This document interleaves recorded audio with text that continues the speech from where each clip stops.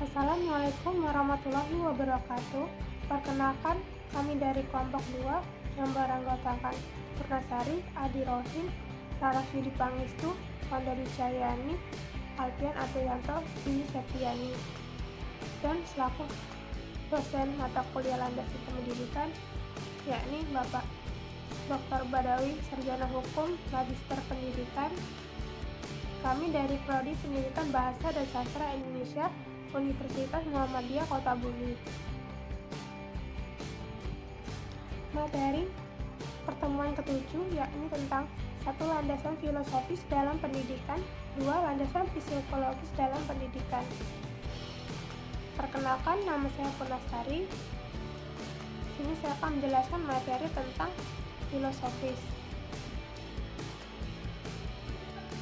Landasan filosofis yaitu landasan yang merupakan pandangan terhadap menjalankan pendidikan tentang hakikat kehidupan, nilai agama, pengetahuan yang akan pada masa yang akan datang.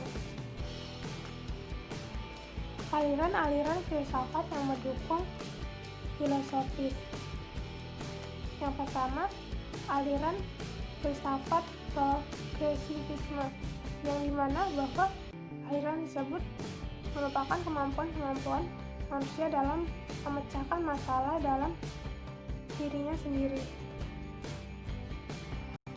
Progresivisme merupakan aliran yang bermuara pada pragmatisme yang diungkapkan oleh William James dan Berdewey yang menitik beratkan pada kehidupan praktis. Selain itu, filsafat progresisme juga memberikan kontribusi yang besar terhadap dunia pendidikan, di mana meletakkan kebebasan dalam kemerdekaan dan peserta diri dalam menempuh pendidikan, serta dalam mengembangkan kreativitas anak didik dalam belajar. Yang kedua, aliran esensialisme, di mana aliran tersebut menitik beratkan kepada kebudayaan dan peradaban manusia. Tokoh-tokoh aliran esensialisme yaitu Desiderius Erasmus, yang kedua Johann Amos Comenius, yang ketiga John Locke, keempat Johannes Hendrik Pestalozzi, kelima Johann Friedrich.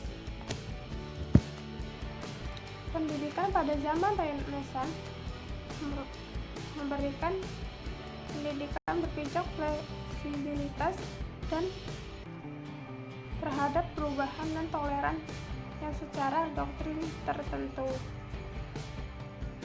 Yang ketiga, aliran filsafat perennialisme. Yang ketiga, aliran filsafat perennialisme, di mana aliran tersebut pada tahun abad ke-20 yang menentang aliran progresivisme.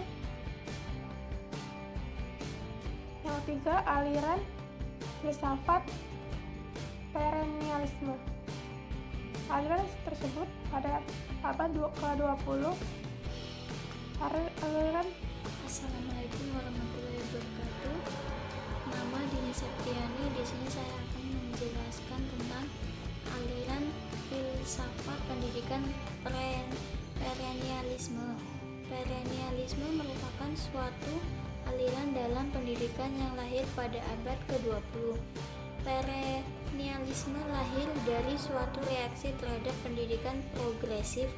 Perennialisme memandang situasi dunia dewasa ini penuh kekacauan, ketidakpastian terutama dalam kehidupan moral, intelektual, dan sosikultural. Peradaban kuno, Yunani purba, dan abad pertengahan sebagai dasar budaya bangsa-bangsa di dunia dari masa ke masa, dari abad ke abad. Muhammad Nur Syam 1984 mengemukakan pandangan perennialisme bahwa pendidikan harus lebih banyak mengerahkan pusat perhatiannya pada kebudayaan yang telah teruji dan tanggung. Sejarah aliran perennialisme dimulai dari pendukung filsafat perennialisme adalah Robert Mayhar Hutchinson dan Mortimer Adler. Hutchinson 1963 mengembangkan suatu kurikulum berdasarkan penelitian terhadap Great Book, buku besar bersejarah, dalam pembahasan buku-buku klasik. Perennialisme menggunakan prinsip-prinsip yang dikemukakan Plato, Aristoteles, dan Thomas Aquino. Pandangan-pandangan Plato dan Aristoteles mewakili peradaban Yunani kuno serta ajaran Thomas Aquino dan abad pertengahan. Filsafat perennialisme terkenal dengan bahasa latinnya Philosophia Perennis, kemudian didukung dengan lanjutan oleh St. Thomas Aquino sebagai pemburu dan reformer utama dalam abad ke-13. Filsafat perennialisme menurut para tokoh dunia yang terkenal seperti Plato 427 sampai 347 sebelum Masehi, hidup dalam zaman kebudayaan yang syarat dengan ketidakpastian, yaitu filsafat sofisme. Menurut Plato, dunia ideal bersumber dari ide mutlak, yaitu Tuhan. Aristoteles adalah murid Plato, namun dalam pemikirannya ia mereaksi terhadap filsafat gurunya, yaitu idealisme. Karya-karya Aristoteles merupakan dasar berpikir abad pertengahan yang melahirkan Renaissance. Menurut Aristoteles, manusia adalah makhluk materi yang rohani sekaligus. Thomas Aquina mencoba mempertemukan suatu pertentangan yang muncul pada abad itu, yaitu antara ajaran Kristen dengan filsafat. Sebetulnya dengan filsafat Aristoteles, sebab waktu itu yang dijadikan dasar pemikiran logis adalah Neoplatonalisme dan Plotinus yang dikembangkan oleh St. Augustinus. Filsafat pendidikan perennialisme mempunyai 4 prinsip dalam pembelajaran umum, yaitu kebenaran yang bersifat universal dan tidak tergantung pada tempat, waktu, dan orang. Pendidikan yang baik melibatkan pencarian pemahaman atas kebenaran. Kebenaran dapat ditemukan dalam karya-karya agung. Pendidikan adalah kegiatan liberal untuk mengembangkan nalar beberapa pandangan tokoh perennialisme terhadap pendidikan. Menurut Plato, pendidikan adalah hal yang ideal, harus didasarkan paham atas nafsu, kemauan, dan akal. Menurut Aristoteles, pendidikan berkembang budi merupakan titik pusat perhatian dengan filsafat sebagai alat untuk mencapainya, seperti Thomas Aquina.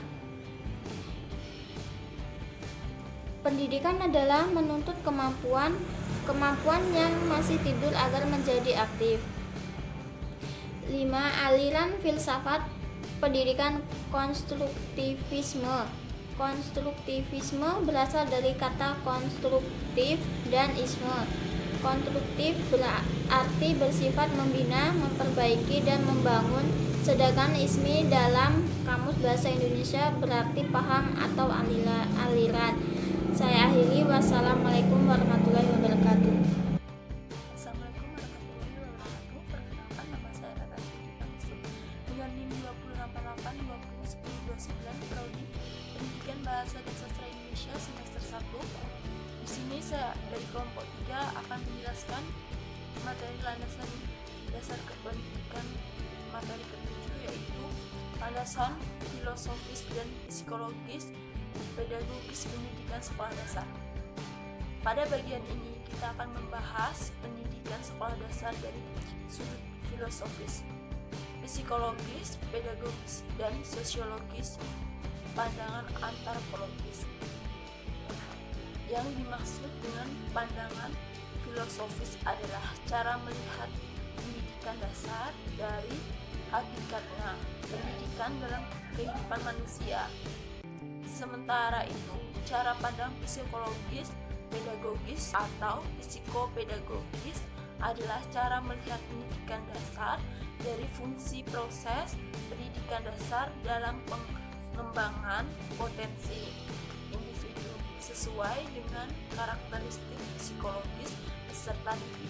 Sedangkan cara pandang sosiologis atau antropologis atau sosio-antropologis adalah cara melihat pendidikan dasar dari fungsi proses pendidikan dalam sosialisasi atau pendewasaan peserta didik dalam konteks kehidupan bermasyarakat atau berbudaya, dan proses akulturasi atau pewarisan nilai dari generasi tua kepada peserta didik yang sedang pendewasaan dalam konteks kebudayaan. Sekolah dasar, ibtidaiyah, SD atau MI merupakan salah satu bentuk pendidikan pada jenjang pendidikan dasar di dalam jalur pendidikan formal di Indonesia pada saat ini. Selanjutnya B. Landasan filosofis dan psikologis. Pandangan filosofis dan psikologis pedagogis mewakili cara pandang pakar dalam bidang filosofis atau psikologis dan pedagogis atau ilmu pendidikan terhadap keniscayaan proses pendidikan anak dari usia 6 sampai 13 tahun. Ada beberapa argumen tentang keniscayaan untuk usia itu. Pertama, pelembagaan proses pendidikan untuk usia dalam sistem pendidikan ke sekolah dasar atau school system. Kedua, proses pendewasaan yang sistematik dan sistemik. Ketiga, berbagai teori psikologis khususnya teori belajar yang menjadi landasan konseptual teori pembelajaran seperti teori behaviorisme, kognitivisme, humanisme, dan sosial. Filsafat pendidikan seperti realisme yang menekankan pentingnya pewarisan kebudayaan, esensisme yang menekankan pada transformasi nilai esensial, progresisme yang menekankan pada pengembangan potensi individu, dan rekonstruksi sosialisme sosial yang menekankan pada pengembangan individu untuk perubahan masyarakat. Assalamualaikum warahmatullahi wabarakatuh. Perkenalkan, nama saya Adi Rohim. Saya dari Prodi PBSI Pendidikan Bahasa dan Sastra Indonesia semester 1. Di sini saya akan melanjutkan materi selanjutnya. 1. Landasan filosofis dan psikologis sampai pedagogis. Mewakili cara pandang pakar dalam bidang filsafat, psikologi, dan pedagogik atau ilmu mendidik terhadap keniscayaan proses pendidikan untuk usia sekolah 6-13 tahun. Contohnya di semua negara di dunia dikenal adanya primary education atau elementary education seperti SD atau MI di Indonesia. Ada beberapa argumen tentang keniscayaan pendidikan untuk usia itu. Pertama, sistem pendidikan persekolahan atau schooling system diyakini sangat strategis, artinya sangat tepat dilakukan. Kedua, proses pendewasaan yang sistematik dan sistemik itu diyakini lebih efektif dan bermakna, artinya lebih memberikan hasil yang baik dan menguntungkan. Ketiga, filsafat pendidikan seperti perennialisme yang menekankan pentingnya pewarisan kebudayaan, esensialisme yang menekankan pada transformasi nilai esensial, progresisme yang menekankan pada pengembangan potensi individu, dan rekonstruksionalisme sosial yang menekankan perkembangan individu untuk perubahan masyarakat. Bramel 1965 sangat mendukung proses pendewasaan anak melalui pendidikan persekolahan. Teori kognitivisme, teori historis sampai kultural, dan teori humanistik Ketiga, teori ini sangat relevan untuk menggali landasan filosofis dan psikologis pedagogis pendidikan di SD atau MI. Teori kognitivisme, yang lebih dikenal sebagai teori perkembangan kognitif pengetahuan, sesungguhnya merupakan konstruksi pikiran yang terbentuk karena secara biologis adanya interaksi antara organisme dengan lingkungan, dan secara kognitif adanya interaksi antara pikiran dengan objek. Secara teoretik perkembangan kognitif, Bradler 1986 195 sampai 196 mencakup 3 proses mental, yakni assimilation, accommodation, dan equilibration. Yang dimaksud dengan assimilation atau asimilasi adalah integrasi data baru dengan struktur kognitif yang sudah ada dalam pikiran. Sementara itu accommodation atau akomodasi menunjukkan pada proses penyesuaian struktur kognitif dengan situasi baru. Sedangkan equilibration atau ekuilibrasi adalah proses penyesuaian yang sinambung antara asimilasi dan akomodasi. Assalamualaikum warahmatullahi wabarakatuh. Assalamualaikum warahmatullahi wabarakatuh. Perkenalkan, nama saya Wanadi Cahyani, mahasiswa Pendidikan Bahasa dan Sastra Indonesia. Ingin menjelaskan bahwa pada tahap operasi formal mulai tumbuh pikiran tentang rencana hidup dan peran orang dewasa, kemampuan berpikir logis dalam berbagai situasi, dan mampu bernalar secara utuh dimulai dari situasi konkret dan situasi hipotetis. Jadi dalam teori Piaget ini, kita dapat melihat bahwa anak usia sekolah dasar atau madrasah ibtidaiyah berada pada dalam tahap perkembangan kognitif praoperasional sampai konkret.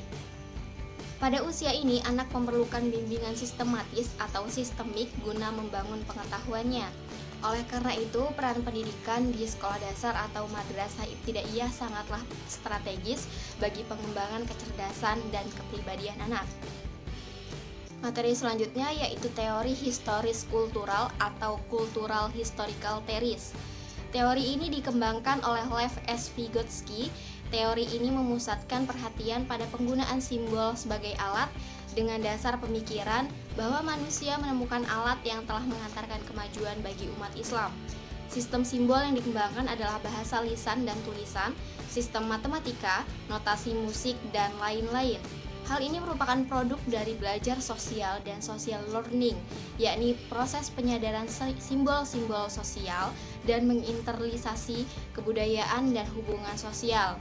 Proses ini pada dasarnya bersifat historis yang terjadi sejak masa perkembangan ontogenetik dan berlangsung melalui aktivitas sosial anak dengan orang dewasa yang berkemungkinan individu menangkap makna sosial.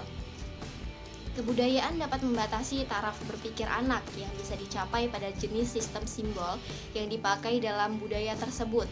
Kata merupakan unit fungsional dasar yang ditransformasikan ke dalam berpikir yang kompleks dengan formula tesis, antitesis, dan sintesis yang berfungsi sebagai cabang perkembangan kognitif, sebagai hukum perkembangan genetik, serta sebagai bentuk komunikasi. Zona perkembangan proksimal adalah kemampuan yang dipertunjukkan anak melalui interaksi dan fasilitas orang dewasa sebagai ruang yang sengaja diciptakan. Teori Vygotsky mengidentifikasi adanya 3 konsep pokok terkait tentang pembelajaran, yakni hukum genetik perkembangan, zona perkembangan proksimal, dan mediasi. Menurut hukum genetik, perkembangan, pertumbuhan, dan perkembangan kognitif seseorang berlangsung dalam 2 tataran, yaitu lingkungan sosial sebagai ranah intermental dan interpsikologis yang dianggap sebagai faktor utama. Sekian penjelasan dari saya akhiri. Wassalamualaikum warahmatullahi wabarakatuh. Saya akan melanjutkan materi selanjutnya, yaitu perkembangan dapat dilihat dari kemampuan intramental seseorang dalam bentuk contohnya melakukan sesuatu seperti memecahkan masalah secara mandiri. Perkembangan potensial dapat dilihat dari kemampuan intramental seseorang dalam bentuk menyelesaikan pekerjaan di bawah bimbingan orang lain. Dalam bentuk menyelesaikan pekerjaan di bawah bimbingan orang lain, ruang antara kemampuan intramental dengan intermental inilah yang disebut dengan perkembangan proksimal, yang pada dasarnya melakukan proses pematangan dari fungsi-fungsi kemampuan seseorang melalui interaksi sosial, kultural dalam lingkungannya. Tentang mediasi dibedakan dalam bentuk dua, yakni mediasi kognitif dan mediasi metakognitif. Mediasi kognitif adalah penggunaan struktur kognitif yang dapat berupa konsep non-ilmiah dan ilmiah deklaratif, dan prosedur dalam memecahkan masalah. Mediasi metakognitif adalah pemanfaatan instrumen semiotik untuk melakukan pengaturan diri dan bentuk kegiatan perencanaan diri, pemantauan diri, pengecekan diri, dan evaluasi diri. Teori humanistik.